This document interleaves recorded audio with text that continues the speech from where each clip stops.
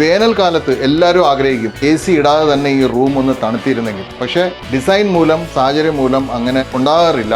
AC തന്നെ വെക്കേണ്ടി വരും. പക്ഷേ AC ഇല്ലാതെ നമുക്ക് റൂം തണുപ്പിക്കാനുള്ള പല മെത്തേഡ്സിൽ ഒരു മെത്തേഡാണ് ടെറസിന്റെ പുറത്ത് റൂഫ് ടൈൽസ് അല്ലെങ്കിൽ കൂളിംഗ് റൂഫ് ടൈൽസ് വിരിക്കുക എന്നുള്ളത്. അപ്പോൾ ആ കാറ്റഗറി പെടുന്ന 3 ടൈൽസ് ആണ് നമ്മൾ ഇവിടെ ഇന്ന് കാണിക്കാൻ പോകുന്നത്. ഈ ടൈൽസിനകത്ത് ഒരു ബ്രാൻഡഡ് ടൈൽ ഉണ്ട്, ഒരു അൺബ്രാൻഡഡ് ടൈൽ ഉണ്ട്. ബ്രാൻഡഡ് ടൈൽ ജോൺസന്റെയാ, അൺബ്രാൻഡഡ് ടൈൽ ടൈറ്റാനിയം എന്ന് പറയുന്ന ഒരു കമ്പനിയുടെയാ. ഈ ടൈൽസിന്റെ പ്രത്യേകത എന്ന് വെച്ചാൽ ഇത് 90% ലൈറ്റിനെ റിഫ്ലക്ട് ചെയ്ത് തിരിച്ച് അറ്റ്മോസ്ഫിയറിലേക്ക് വിടും. അതിനെ താഴെ കോൺക്രീറ്റിലോട്ട് വരാൻ സമ്മതിക്കത്തില്ല.